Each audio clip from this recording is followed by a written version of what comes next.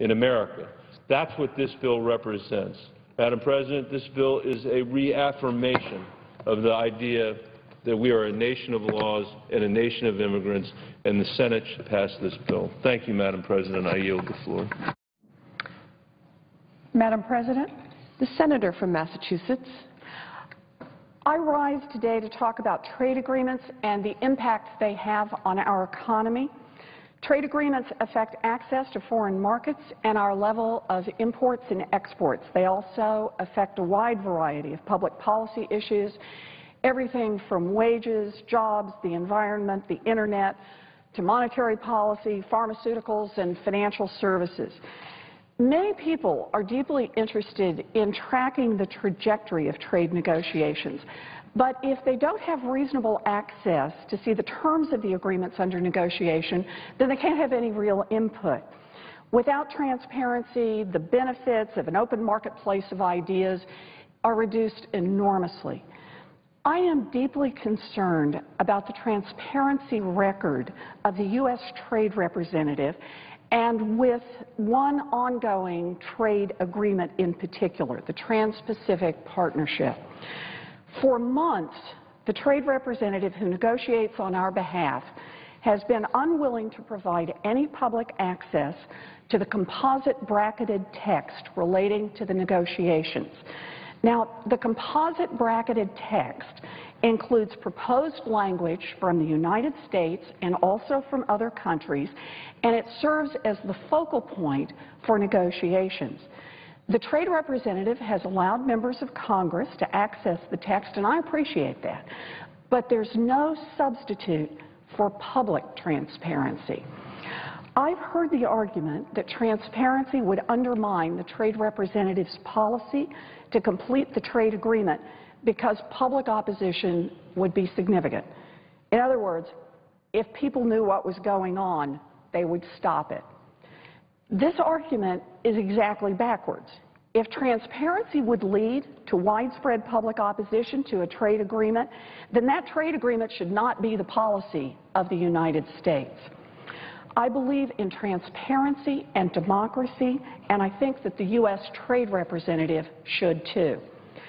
So I asked the President's nominee to be the Trade Representative, Michael Froman, 3 questions. The first, would he commit to releasing the composite bracketed text?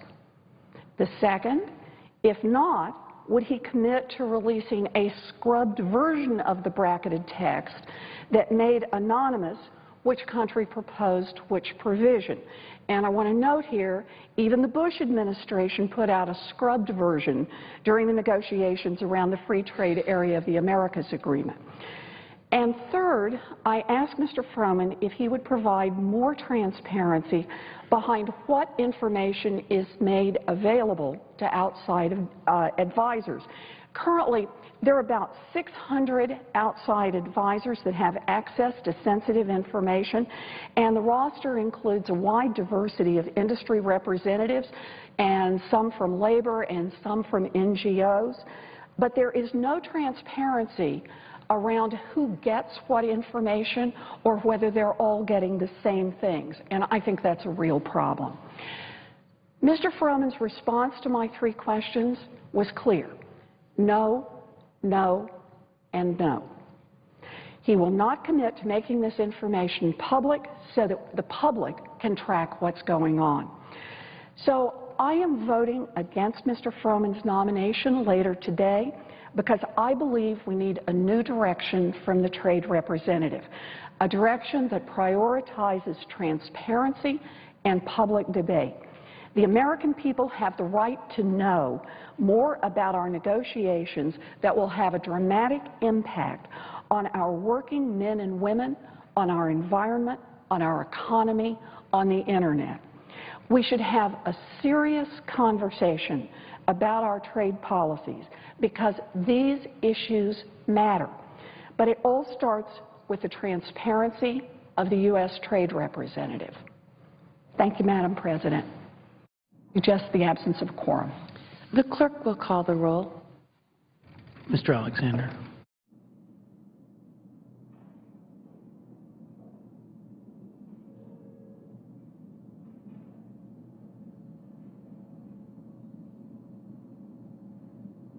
government, the courts.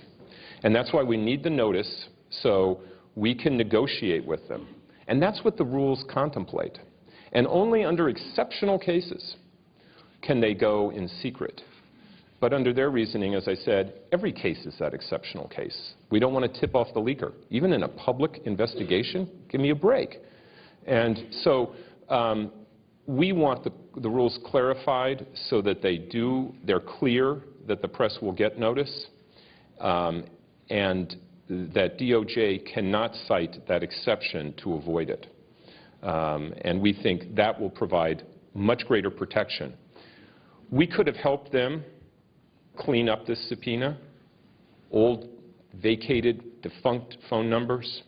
We could have helped in that regard. If they didn't agree, a court could have decided. None of that was able to happen in this case because of their interpretation of the rules. I think they can be improved in a way that will improve this situation going forward for all of us. Do you consider this administration's response to the news media any different from other administrations? No.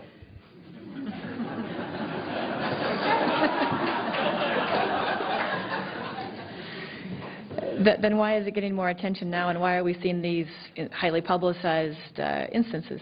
Mm-hmm. Well, this administration has been more aggressive in going after leakers than other administrations, and so it has more active leak investigations going on. But this administration came in on a platform of transparency and more access. Unfortunately, like past administrations, it hasn't fully lived up to that promise. At any time, did the federal government threaten any form of retaliation against the AP for advancing the terrorism story in question, either directly or indirectly? Was the question, did the federal government? Did the government, yeah. No. Nothing like that happened. AP alone got this scoop. It was a very significant news story, and obviously a sensitive news story. And AP went to the administration and talked to them about it. And the administration asked us to hold the story out of national security concerns. And we did. And AP does not want to endanger anyone's life or endanger the national security. And so we always strive to act responsibly, and we did in this case. And only after we had heard from two parts of the government that the national security risk had passed did we run the story. Now, the White House asked us to hold the story one more day, but not for national security reasons. They were going to announce the thwarted plot the next day. And we didn't feel that we should hold the story for that reason. And so we released the story. But we did not hear from either that in any way the national security was compromised, nor did we get pushback from them for running the story. We didn't hear anything until a year later when we found out that our records got swept up as part of the leak investigation. But we didn't hear any pushback from them at that time. If the government didn't state in detail why it didn't want the story published, what did AP think was the reason at the time? You know, I wasn't involved in those conversations, so I can tell you that we did hear that it potentially could jeopardize safety and national security if we went with the story at that time. And that seemed right, and we didn't want to jeopardize that. We didn't want to create those problems, and so we waited. And we waited until we got reassurances that security had passed, the operation was no longer underway, and that then there was no security risk in running the story. So I don't know the details of those particular conversations, but that was the judgment that was made, and it was not criticized by the government or the administration at that time. As I said, they preferred we were to hold it one more day because they were going to announce it. I guess they would have preferred us to wait one more day. We didn't do that, but that had nothing to do with national security. When the AP ran the story, did it have any inkling that the alleged bomber was a double agent?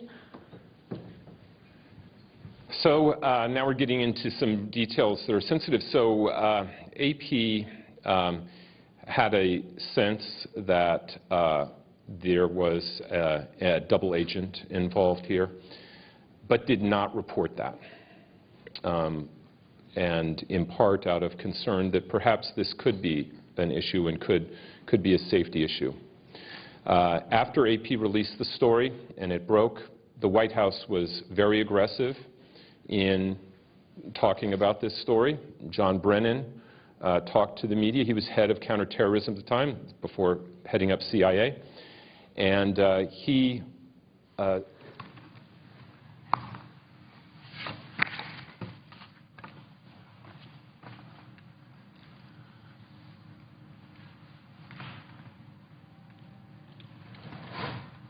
I want to speak for a few minutes on the progress that we're making on the immigration bill. And speaking about the progress, it also gives me a chance to say to my colleagues on this side of the aisle that I hope we can get agreement to vote on amendments this afternoon, because it isn't only Democrats that want amendments. We've got a lot of Republicans that want to put some amendments up.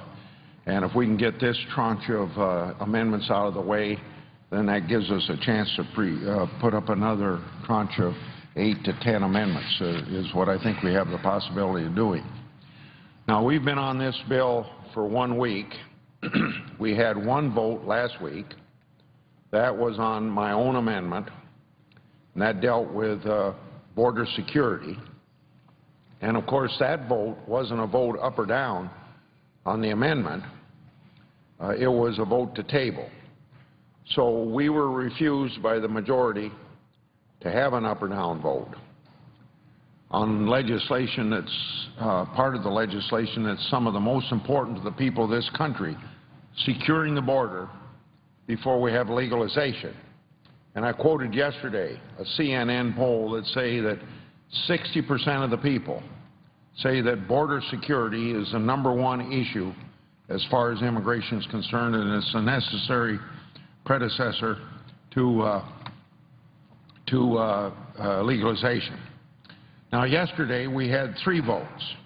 Unfortunately, they were a 60-vote threshold, and obviously, most of the time you have a 60-vote threshold, it's set up so that any amendment under that rule would fail.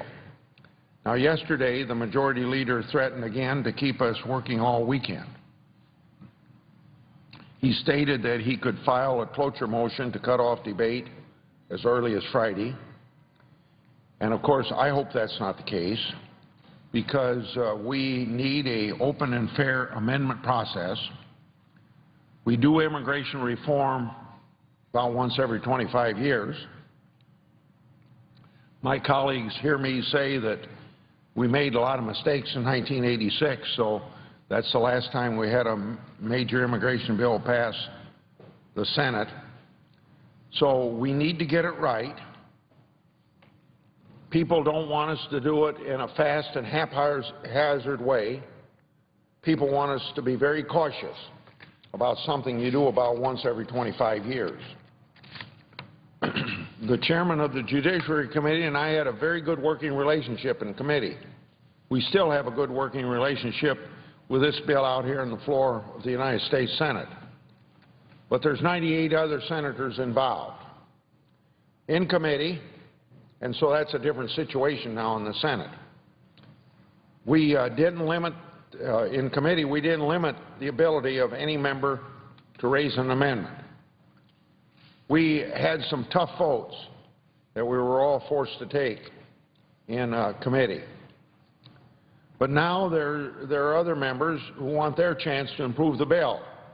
And, of course, I just said at the beginning of my remarks that we get these 8 amendments out of the way, that are in this tranche, and then we can bring other amendments up, both Republican and Democrat amendments.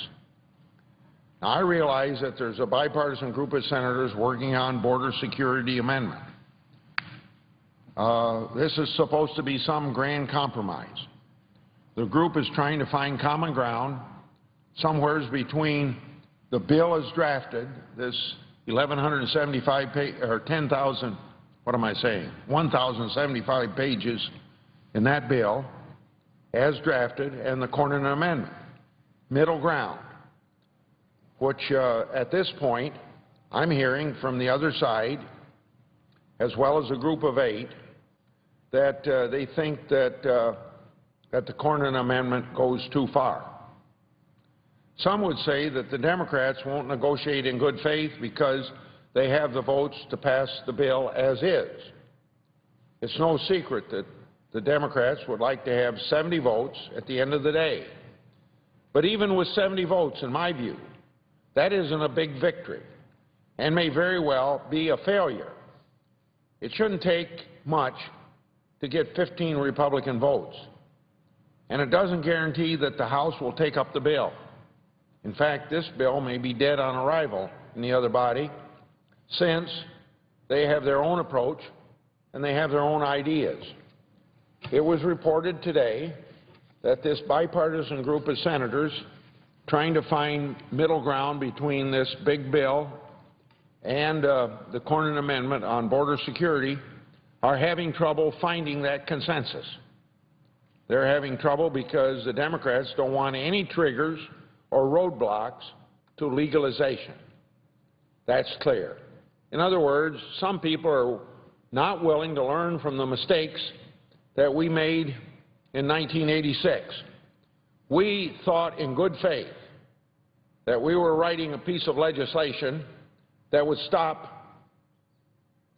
people crossing the border without papers. We did that by making it illegal for the first time to hire undocumented workers. We did it by adding a $10,000 fine. So take away the magnet to work, the border secure, legalize 3 million people at that time. We found that legalizing illegality brings yet more illegality. So now there are 12 million people that either overstay visa or cross the border without papers. So we should learn from that mistake of 25 years ago, the last time an immigration bill was up. We should do something about border security. That something has to be stronger than what's in this piece of legislation. But it's appalling to me that I hear rumors that a lot of people on the other side of the aisle don't want any triggers or roadblocks to legalization. That isn't saying that you don't want legalization. That's only saying that certain preconditions ought to happen before there's legalization, and those ought to be meaningful steps to take. Now, just yesterday, the majority leader, as I said he wasn't in favor of triggers. Secretary Napolitano and this administration made it clear that legalization should come first and that triggers shouldn't be a roadblock to legalization. The very same mistakes we made in 1986. The bipartisan group negotiating this broader amendment is trying to do the right thing. But I have real doubts that the other side of the aisle wants to do anything to really secure the border. And because of this, the misguided and mislabeled bill before us could be falling apart. Those of us who question this big government bill appear to be making headway in exposing the bill for what it truly is. Legalization first, enforcement later. Despite repeated promises, it is that. Legalization first, border security when? Sometime down the road. And sometime never happens. Sure, the proponents can throw money and dictate how many cameras and drones to buy, but that doesn't mean the border will be stronger or more secure. We need to do more than give them capability of achieving specific metrics. We need them to prove their success. One more thing on the possibility of working this weekend. Since I've been in the Senate, we've had a lot of weekend sessions. And generally what happens is that you have a lot of debate and a lot of talk and a lot of wasted time on Saturdays, and you have one vote at 2 o'clock on Sunday. And for a guy like me, I'm going to be here regardless, not because I'm manager of this bill solely, but I haven't missed a vote in the United States Senate since July 1993, so I've cast about 6,700 votes without missing a vote. So if there's only one vote on Sunday afternoon this weekend, I'm going to be here. But I would suggest, if we're going to have a weekend session, that action be taken to make sure that we're actually doing something and voting. And that if we're going to be in session, that there isn't some sort of accommodation made, usually for the majority party, and sometimes that's the Republican Party, but right now it's the Democratic Party, make provisions so people that want to fly home to do something can fly home to do it. Either we're here to work on the weekend or we shouldn't be here.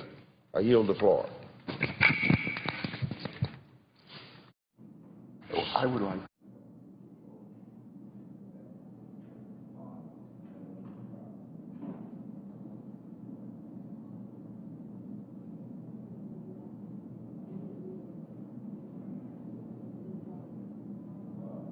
Suggest the absence of quorum. Clerk will call the roll. Mr. Alexander.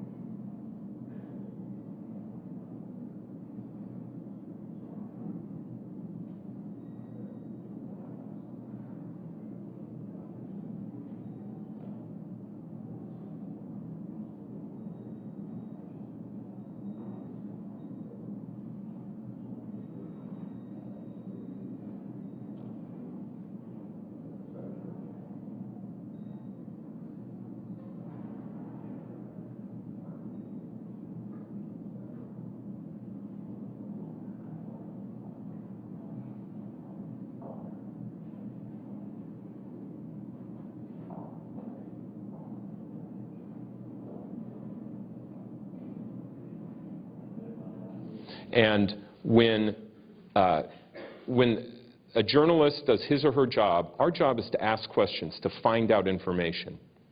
And when we find out that information, and we're doing our jobs, that should not be a crime.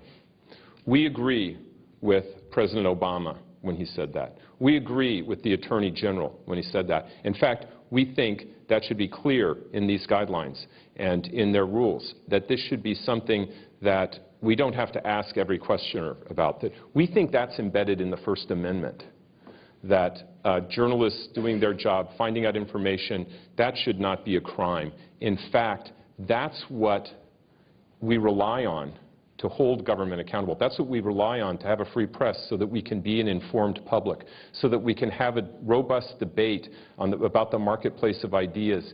The United States is not afraid of that. And we shouldn't become afraid of that. The United States should welcome that, welcome those debates. As the President said, he welcomes this debate. Okay, we do too. So let's have that debate, and as a society, decide on it. But you can't have the debate if you don't have information. And we need journalists to do their jobs without fear of being prosecuted for doing their jobs. Because then not only will our sources be intimidated, but the journalists will be intimidated. I don't want to live in that country. Do you know if any of the sources for the story in question have been punished by the government? Do I know? I'm sorry. Whether any of the sources for the story that led to all this have been punished? I don't know who the source or sources were of our story, and I have no idea of their status. But the investigation is ongoing, so I know that there hasn't been any punishment, formal charges brought or anything like that. I'm sure we'll know when and if they are. And another follow-up to the story, did your reporting do any harm to the double agent, and do you care about whether it did? Yeah, of course we care. We don't want our reporting to jeopardize people's security, people's safety, or national security. And we were very careful in this case to make sure we didn't. We didn't publish the story until the administration. Two parts of the government told us that the national security issues had passed, were allayed. Only then did we run the story, release the story, and we did not reveal that the double agent was involved here. And we did not hear from the administration or the intelligence community that there was any risk to the double agent because of our story. And if there had been, I'm sure we would have heard about it. I'm sure they would have told us. And probably that was the reason they wanted us to hold it. I don't know, but that probably was, and we did. You mentioned the similar situation with Mr. Rosen at Fox News. How do you compare what's happened there with what's happened at AP? I think in some ways, I think they're similar. I think in some ways ours is worse, and in some ways that situation is worse. I think ours was broader, it was a broader sweep up of material, as far as I know. Ours was a very broad, overreaching, sweeping gathering of news gathering information in secret. I think what the Justice Department did in the Rosen case was more offensive in the sense that they put in a subpoena for a search warrant that he was a co-conspirator under the Espionage Act. In other words, that he may have been violating the Espionage Act and be a criminal for his actions, which were acting as a journalist. And as I said, we don't think people should be prosecuted for committing journalism. And so I think, and given the degree of what they went after and how they tracked him and where the meetings he had, et cetera, I think there was more searching, a deeper investigation into his particular activities. So in that sense, it was more troubling. So I think there were two different cases. Both raise substantial issues. You're pointing to the importance of a free press and investigative journalism and the role of the press. Yet the economics of the news business today are unfortunately going in the other direction, with less money to spend on investigative projects, fewer bureaus, and so forth. What's ahead? Yeah, I think it has become more difficult because the economics of news gathering have become more strained. Traditional media has less resources to devote to important news gathering. That's the reality. But I can tell you that the work remains excellent, and there are still thousands of journalists doing high-quality work throughout the United States, many here in Washington. And so while I think that is a concern, I think it's of greater concern locally, where local newspapers and TV stations and radio stations may have fewer resources available to cover local news, to cover local issues, to have the investigative reporting locally. I think that's the bigger issue than it is nationally. I think there is still a strong, robust reporting going on in the nation's capital, but it is a concern, and I'm hopeful that as traditional media builds its digital revenues, that it can sustain the news gathering and investigative reporting that is so essential to the country. And I'm hopeful about that, and we'll have to see how it goes. But it is something that you know, is a concern as we see resources for news gathering decline. Lots of people would like to know your take on Edward Snowden. Do you consider him a whistleblower, leaker? Where is he on that continuum? You know, I'm not going to speak to that because if I do, that sort of becomes one of the what gets reported about what I said here today. And my opinion of Edward Snowden, frankly, is not that important. I don't regard it as relevant to the topic that I'm speaking today. As I said, our quibble was how this investigation was conducted and trying to avoid it from happening again. And my particular view of one particular person or another is not terribly relevant. I would say that I would agree with President Obama in that I welcome that debate. I think it could be a healthy debate for the country.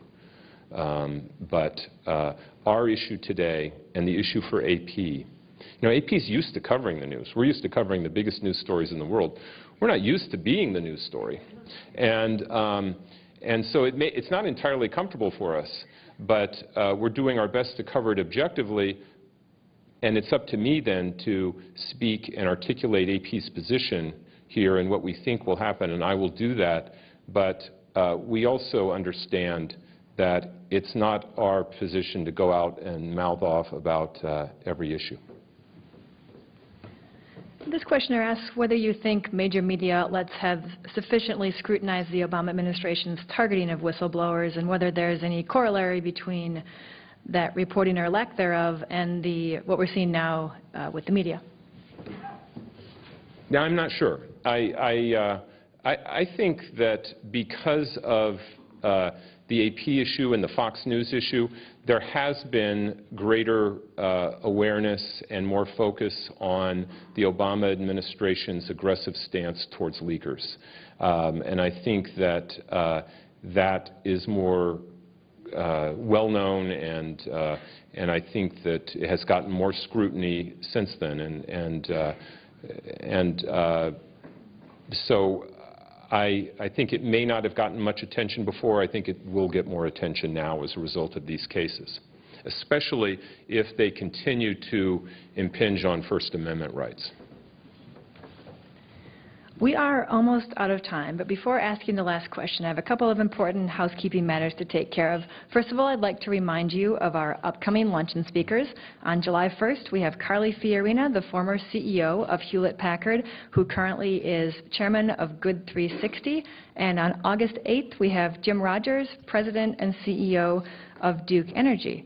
Second, I would like to present our guest with the traditional National Press Club coffee mug. Great. Thank you. Thank you. I appreciate it. Thank you very much. And we've had a serious hour here. We're going to end on a more lighthearted note. We are told, our sources tell us, that you like to use rock lyrics in your speeches. You didn't do that today, but we would like to know if you could find some lyrics that would describe what's happened with the AP and DOJ in the last month and a half. Let me think here. Do you have another last question? That's it. Yeah. Gimme shelter.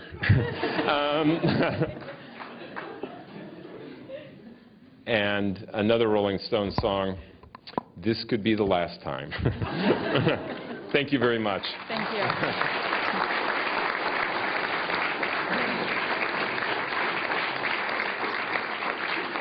Thank you, Mr. Pruitt. Thank you. Thank you all for coming today. I'd also like to thank the National Press Club staff, including our Journalism Institute and Broadcast Center, for helping organize today's event. Finally, here's a reminder that you can find more information about the Press Club on our website. And if you'd like to get a copy of today's program, you can find it there as well at www.press.org. Thank you. We are adjourned.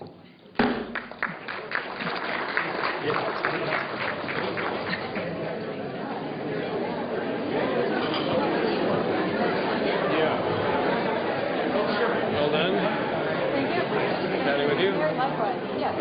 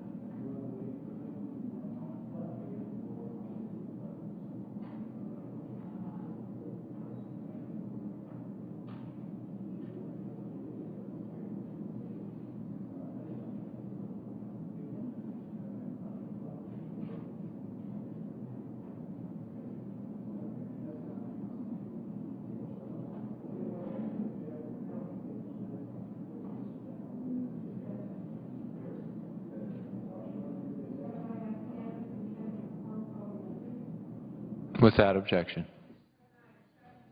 Senate request for the committees to meet during today's session of the Senate. They have the approval of the minority leaders. I ask unanimous consent these requests be agreed to and be printed in the record.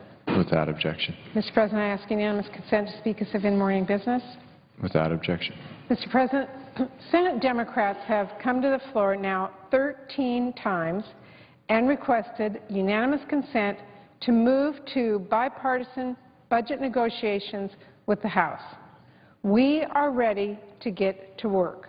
We've been ready for 88 days now, which is how long it's been since this Senate passed a budget. Now, back in March, we assumed that once the two chambers passed their budgets, Republicans would be eager to join us in a formal budget conference, since they have spent years talking about the need to return to regular order.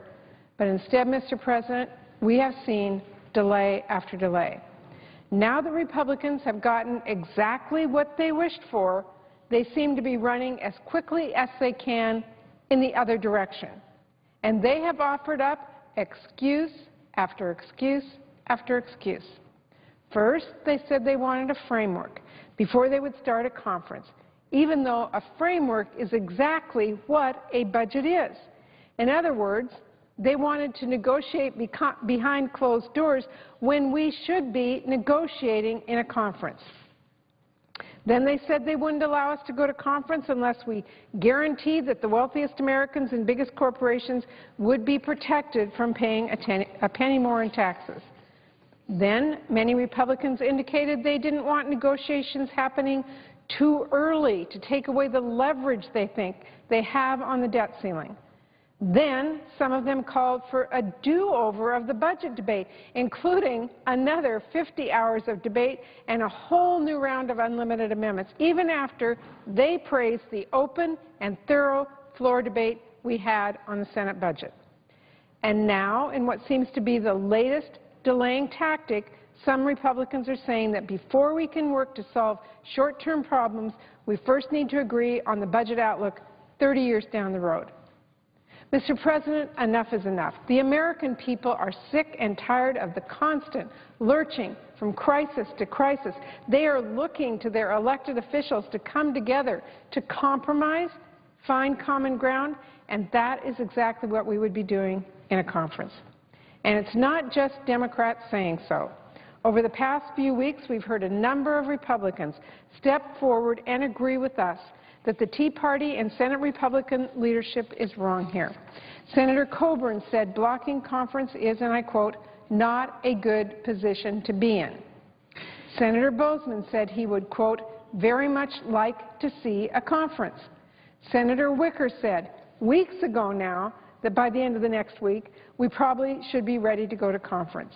And now, according to Politico, quote, more Republicans appear to favor heading to conference than blocking it. Mr. President, as many of my colleagues on the other side of the aisle have said, it's certainly true there are big differences between the parties' budgets, values, and priorities.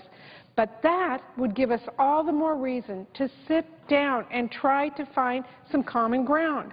Because the fact is, we've got a lot of work that needs to be done in the next few weeks.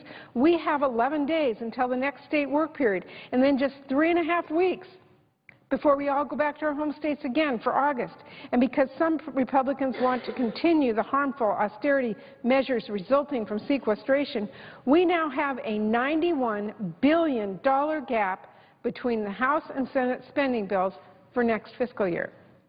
If we don't reconcile those differences, we're going to find ourselves in a very tough, bad situation come September. And a lot of hardworking families and communities are going to feel the consequences. Mr. President, it does not have to be that way. I am confident that if both sides come together now in a conference committee and are ready to compromise, we can find a way to reach a fair and bipartisan and responsible agreement. Mr. President, the American people shouldn't have to worry that the government is going to lurch into another crisis that's been manufactured by this Congress. It doesn't have to happen. Instead of fighting over whether or not we should be engaging in bipartisan talks, We should be working together to get more Americans back to work, to protect our economic recovery, and lay the foundation for strong middle-class growth in the future. I think we can all agree on those important goals, and they're very urgent ones. But, Mr. President, we cannot move forward on them if we are consumed with constant artificial crises. So, Mr. President, I believe it's time for Senate Republican leaders to listen to many members of their own party who prefer common-sense bipartisanship over delay and disorder, and allow the House and Senate to begin a bipartisan budget conference. So, Mr. President, I'm here this afternoon to ask unanimous consent to do just that. And I ask unanimous consent that the Senate proceed to the consideration of calendar number 33, H-Con Res 25, the amendment, which is at the desk, the text of S-Con Res 8, the budget resolution passed by the Senate, be inserted in lieu thereof, that H-Con Res 25 as amended be agreed to, the motion to reconsider be considered made and laid upon the table, that the Senate insist on its amendment, request a conference with the House on the disagreeing votes of the two houses, and the chair be authorized to appoint conferees on the part of the Senate. That following the authorization, two motions to instruct conferees be in order from each side. A motion to instruct relative to the debt limit and a motion to instruct relative to taxes and revenue. That there be 2 hours of debate equally divided between the two leaders or their designees prior to votes in relation to the motions, and no amendments be in order to either of the motions prior to the votes, all of the above occurring with no intervening action or debate. Is there objection? Mr. President. Senator from Pennsylvania. Mr. President, reserving the right to object, and I hope I'm not going to have to object because I want to suggest a very modest and sensible alteration to the UC request from my colleague, the chair of the Budget Committee, so that hopefully we can get on to this, because I'd like to see us go to conference.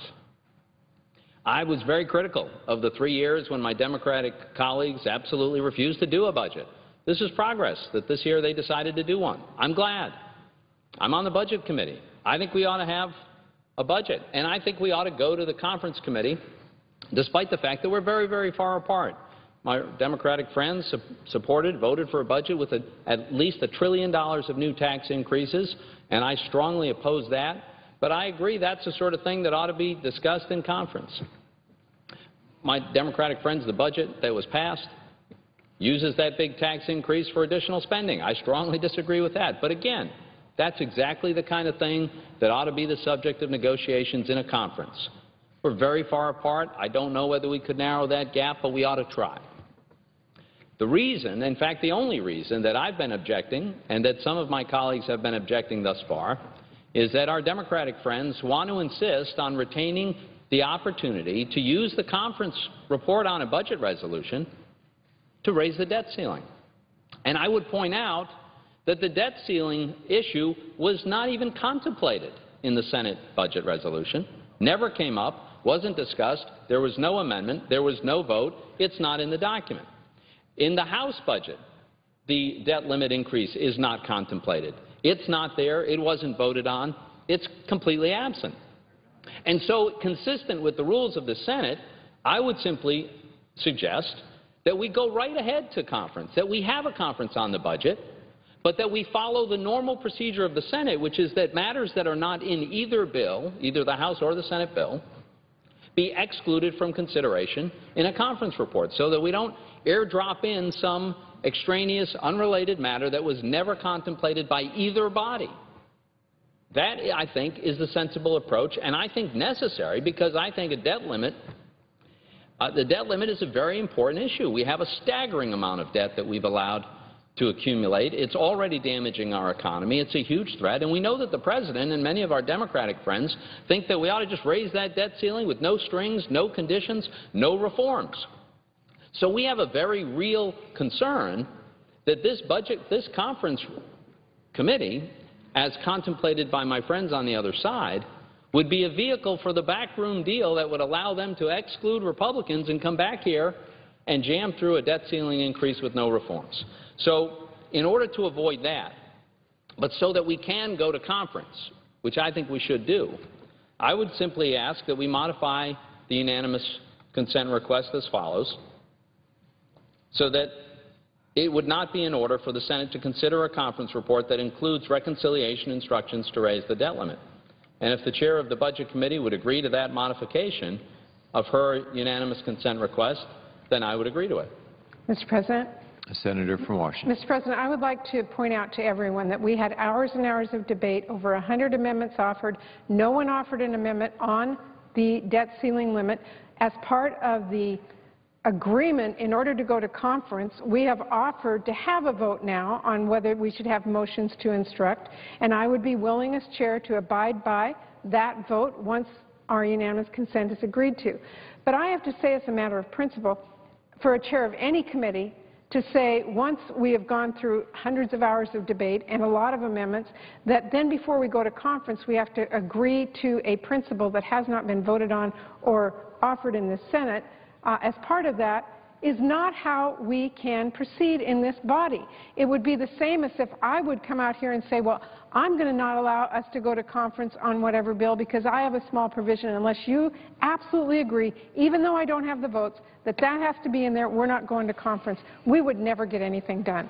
Mr. President, the unanimous consent that I've offered allows my Republican friends to have a vote on this, even though they didn't ask for a vote in all those hours of debate and hundreds of hours that we amended on this issue before we moved to conference.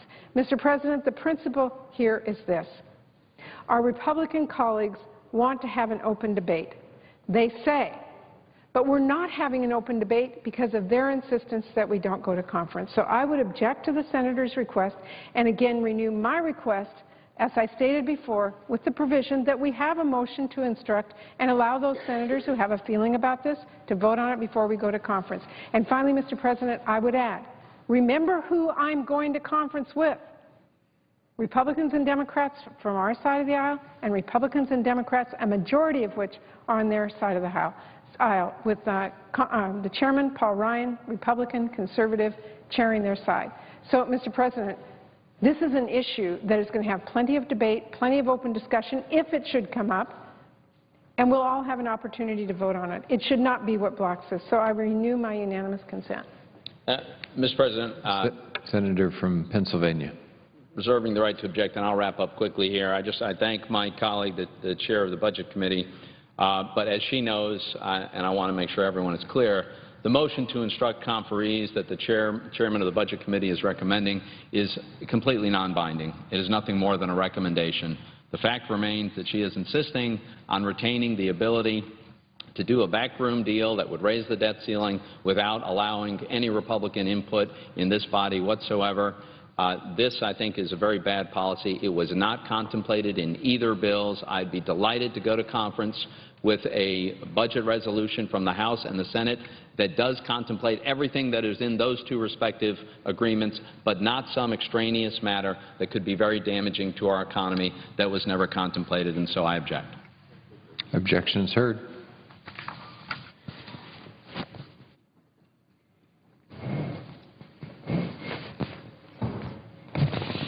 Mr. President. Senator from Kentucky. I ask unanimous consent to set aside the pending amendments and call up my amendment 1200, which is co-sponsored by the Senator from Missouri, Senator Roy Blunt, with a modification at the desk. Without objection. Clerk will report the amendment. The Senator from Kentucky, Mr. Paul, proposes an amendment number 1200 as modified.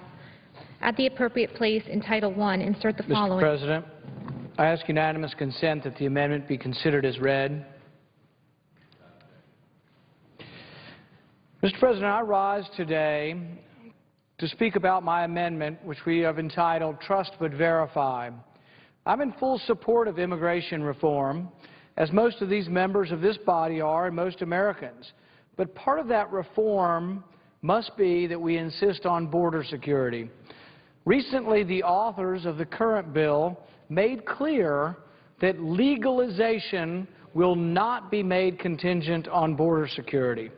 Most conservatives, like myself, believe just the opposite, that legalization or documentation of workers absolutely must depend on border security first. My amendment does that. Trust But Verify makes documentation of undocumented workers contingent on border security.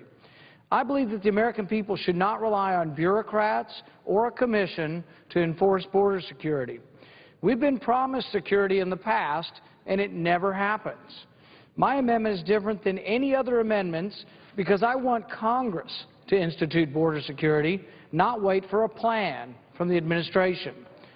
With Trust But Verify, Congress will vote every year for 5 years on whether or not the border is secure. The power to enforce border security will be in our hands, the people's representatives, and it is Congress that will be held accountable if we fail. If Congress believes that the border is not secure, then the processing of the undocumented workers stops until the border becomes secure. To be clear, my amendment doesn't replace any triggers of the underlying bill. It simply adds new conditions to build on border security, measures that are already in the bill. The only way to put real pressure on the Department of Homeland Security is to have tough triggers that ensure that the border is secure before immigration reform can proceed. My amendment is titled Trust But Verify. My amendment legislates exactly how we secure the border. The current bill merely requests a plan to secure the border. This legislation, my amendment, requires 100% border surveillance capability, 95% apprehension rate, and a completion of a double-layered fence. Instead of having a plan to build a fence, we just tell them build the fence, and we monitor the building of the fence as it progresses. And we make these triggers transparent to the public. This amendment also would end the practice of releasing people who are caught crossing the border. 95% of the people caught are released and they never come back. They go to the interior of the country. Legalization of undocumented workers is allowed to commence after 1 year if Congress agrees that the border is secure. The resolution would be simple and will simply state every year it's a sense of Congress that the U.S. border is increasingly secure. Congress will determine if the Department of Homeland Security has met the goals that Congress has written into law. My amendment mandates that 100% exit tracking for U.S. visitors is accomplished through all portals, air, land, and water. One of the biggest problems our nation is experiencing is that individuals here on temporary visas tend to overstay, and some never exit the country. My amendment solves this problem. My amendment also has two important national security elements. One provision sets up a student visa national security registration system as a means to track young men and women who come to this country on student visas. Also, individuals here under asylum or refugee status must register in a program providing increasing screening and a means to make sure that the federal government has an idea of where people in these programs reside. We should remember that most of the 9/11 hijackers were here on student visas and were not being properly monitored, and I still don't think that problem has been fixed. This amendment is fully paid for by taking funds that would have gone towards this commission, because we won't need a commission because we're actually going to put border security in the bill, and requires no additional funding. If my amendment is implemented, there won't be a need for this commission. Now, one big problem with immigration reform is the dire need to reform our immigration court system. My amendment empowers immigration judges to have power over implementation orders. Judges make decisions, and then no one will carry out the orders. It's a completely broken system. Both the left and the right agree that we need to fix the immigration court system.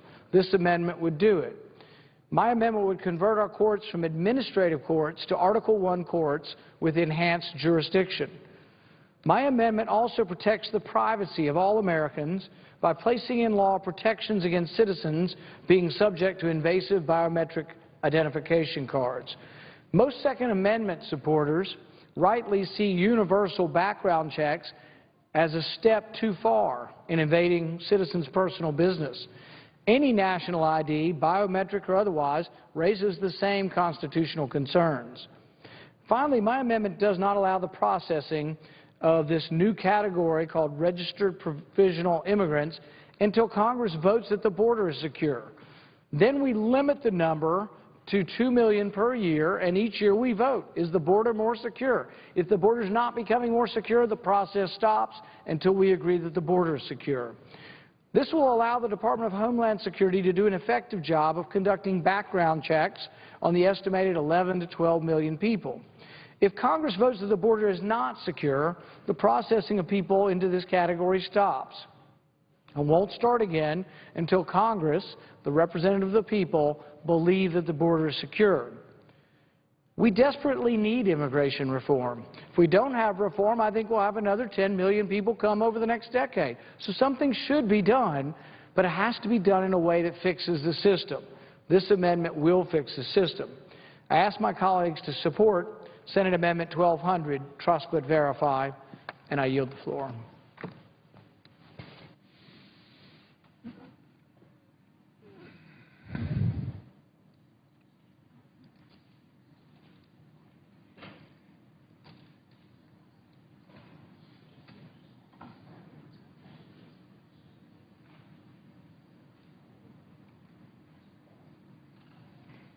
Mr. President, The senator from Kentucky. I suggest the absence of a